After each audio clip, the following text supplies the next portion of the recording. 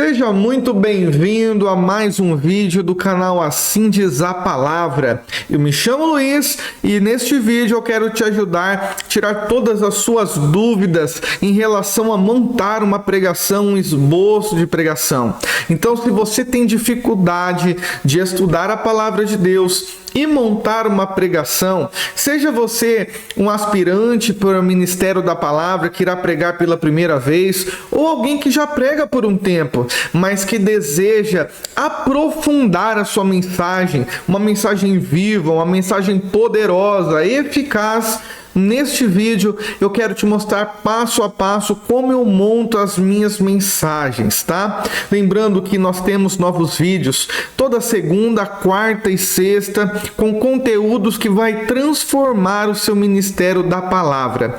Nesta aula de hoje nós vamos estudar primeiramente sobre os conceitos iniciais a respeito da pregação, a respeito de um esboço de pregação.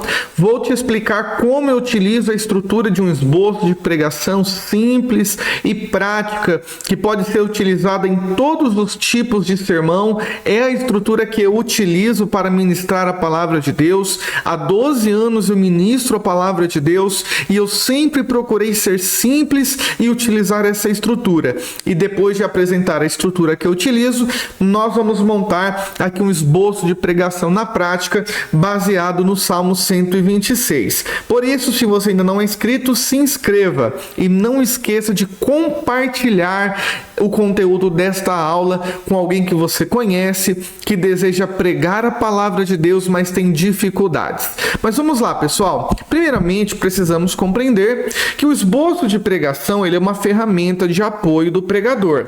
Então, ele não vai substituir a mensagem e também não substitui a ação do Espírito de Deus na vida de quem está pregando a palavra de Deus. O esboço de pregação, ele é um lembrete, ele é uma ferramenta que vai nos ajudar a ter foco na mensagem.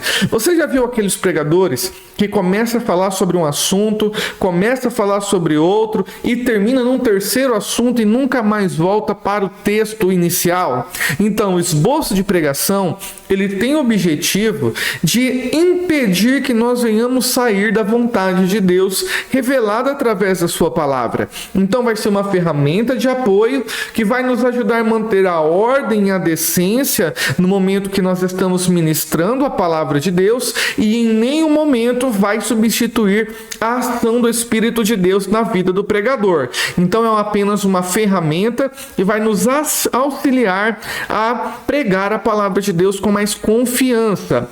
Lembrando que quando nós falamos de pregação, há um cuidado que eu gosto de tomar aqui.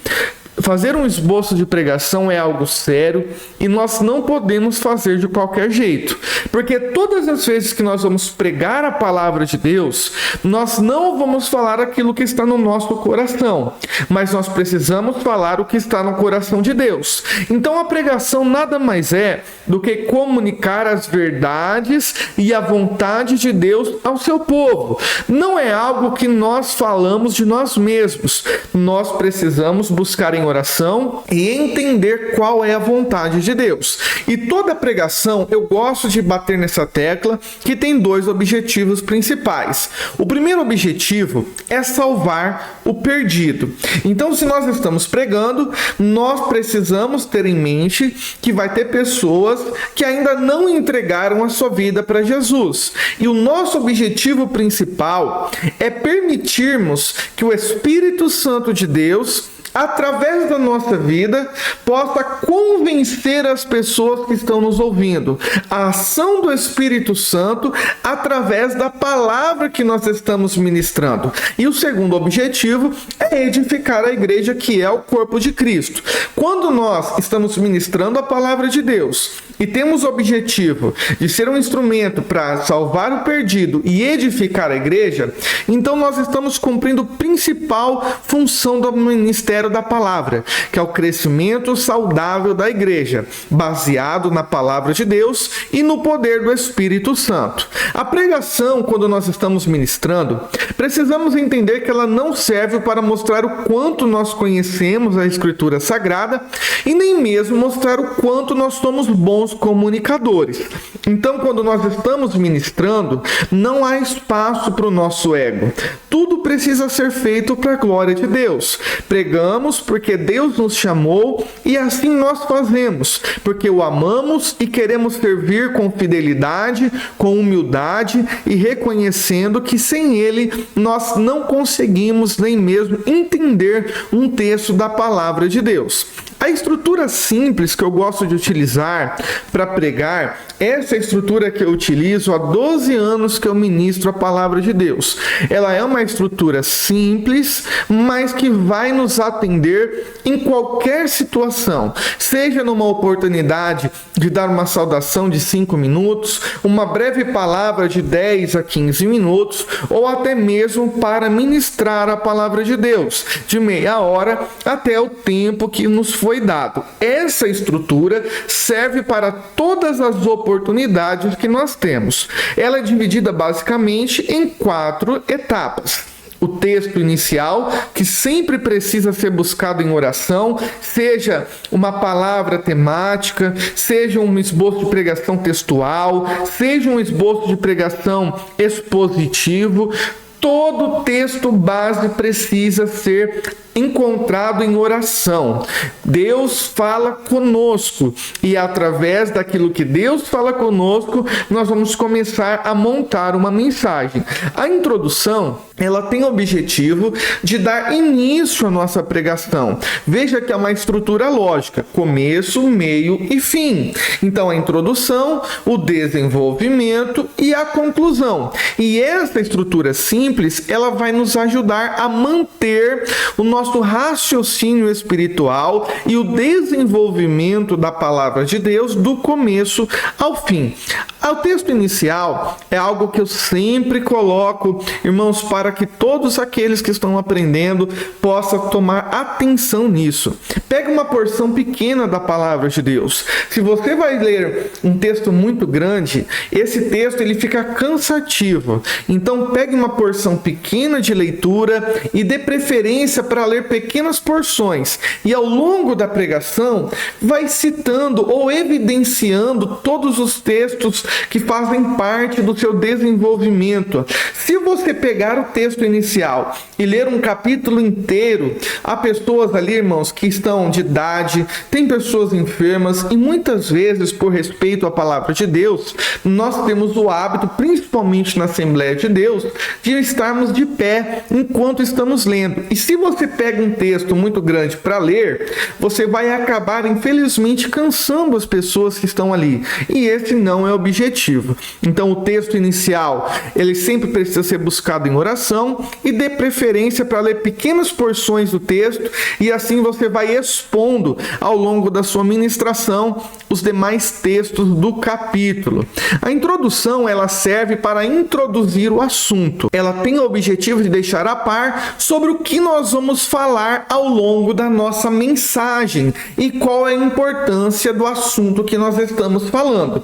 Então, aqui nós vamos fazer com que as pessoas que estão nos ouvindo, elas possam entender sobre o que nós vamos dizer. Porque nós temos que lembrar que há pessoas que estão pisando ao pé na igreja pela primeira vez, há pessoas que têm um entendimento já maior da palavra de Deus, mas também existem pessoas que têm dificuldade de leitura e de interpretação da palavra de Deus. Então, essa introdução, de forma breve, ela tem o objetivo de contextualizar e fazer com que as pessoas possam compreender o que nós vamos falar. Lembrando que nós sabemos o que nós vamos falar, mas as pessoas que estão nos ouvindo não. Então, a importância de contextualizarmos elas de forma breve e curta sobre o assunto que nós vamos falar. E aqui um ponto importante é que você precisa ser breve, no máximo de 5 a 10 minutos, dependendo do tempo da sua oportunidade. Já o desenvolvimento da mensagem é a exposição das Escrituras Sagradas. Nós devemos olhar todo o contexto histórico, cultural e bíblico, vamos apontar o que aconteceu na época, mas não vamos ficar apenas contando histórias. O desenvolvimento serve para mostrar e narrar o fato bíblico, mas também trazer para os dias atuais e aplicar na vida das pessoas que estão nos ouvindo. Um ponto importante que muitas heresias elas são pregadas porque os pregadores estão deixando de estudar o contexto e acabam falando algo que não está no texto, ou diante de todos os fatos bíblicos que estão relacionados, muitas vezes nós vamos acabar falando algo que não devia por ignorar todo o contexto da palavra de Deus. Já a conclusão é o desfecho da mensagem. Nós vamos fazer um resumo dos pontos-chave, dos pontos principais de forma bem breve e destacar como a mensagem se conecta com a nossa vida e como nós devemos proceder daí em diante, após ouvir o que Deus tem para nos dizer através da mensagem. Então veja a importância de nós montarmos um esboço de pregação, lembrando que ele não substitui a ação e nem o poder do Espírito de Deus sobre a nossa vida, mas nos ajuda a transmitir tudo aquilo que nós recebemos em oração e também estudamos, de forma que nós possamos ter começo, meio e fim na nossa mensagem. Por isso eu quero neste momento fazer um esboço de pregação, um exemplo bem simples, baseado no Salmo de número 126. Nós vamos seguir então uma estrutura lógica e simples, lembrando que a nossa estrutura ela pode servir para qualquer tipo de mensagem. O texto base é o Salmo 126, o tema que eu coloquei aqui, que é mais um título, algo que nós podemos dizer ali, colocar um nome na pregação para ajudar aqueles que estão nos ouvindo a entender sobre o assunto. Esse texto eu quero tratar sobre a alegria da restauração, a alegria que Deus nos fornece após momentos difíceis e que nós podemos viver os planos e os projetos de Deus de acordo com a sua vontade. Então, a introdução, eu coloquei aqui que hoje vamos falar sobre o Salmo 126, um cântico de alegria e celebração pela restauração de Deus. Este salmo nos ensina sobre a transformação que Deus pode trazer nas nossas vidas e como devemos reagir diante da restauração que Deus faz em nosso favor. Então veja que aqui eu usei uma frase de efeito para contextualizar as pessoas que estão nos ouvindo. Após a introdução, nós temos então o desenvolvimento. Eu gosto sempre de utilizar a estrutura por tópico e por subtópico, sempre colocando um tópico principal e um tópico complementar, para que eu possa dar profundidade à mensagem e não perder a simplicidade e o objetivo do assunto. Então, se nós vamos falar sobre o Salmo 126, nós vamos falar de que um dia o povo de Israel estava cativo e que Deus fez eles voltarem depois de 70 anos do cativeiro da Babilônia. Então o primeiro ponto, a primeira lição, que o retorno do cativeiro parecia um sonho. Salmo 126, verso 1 e 2.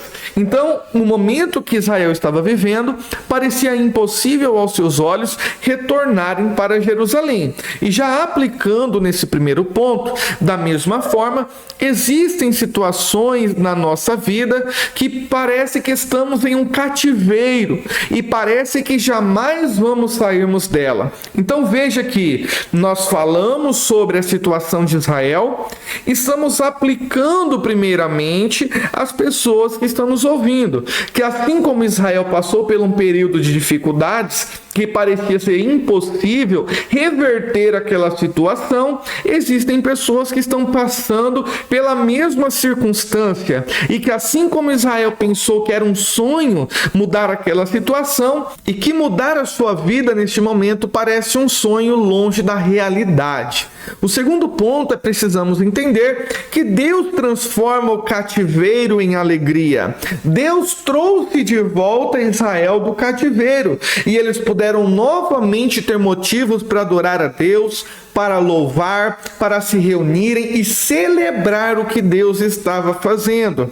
Podemos dizer que Deus é especialista em transformar situações de cativeiro, de dor e tristeza, em momentos de alegria e celebração. Podemos aqui lembrar as pessoas que estão nos ouvindo que o nosso Deus é um Deus que faz milagres, um Deus que permite sim que passamos por situações difíceis por causa dos nossos pecados, da nossa desobediência, por causa de situações que nós deixamos de ouvir a voz de Deus, mas que o nosso Deus, ele faz milagres em nosso favor, que ele pode reverter qualquer situação de cativeiro e aquilo que era motivo de dor, de tristeza, de perda, se torna então um motivo de alegria e de celebração. O terceiro ponto é que Deus faz grandes coisas, conforme nós podemos ver no Salmo 126, verso 3. Aqui eu destaquei 2 pontos que podemos dizer que é essencial reconhecer e dar o crédito a Deus por todas as grandes coisas que Ele faz em nossas vidas. Aqui nós devemos reconhecer que nós saímos do cativeiro, saímos daquela situação que era impossível aos nossos olhos, não com as nossas forças, mas através de uma intervenção de Deus. Por isso, o segundo ponto, que nós devemos ter a necessidade de nós sermos gratos em tudo o que Deus faz em nosso favor.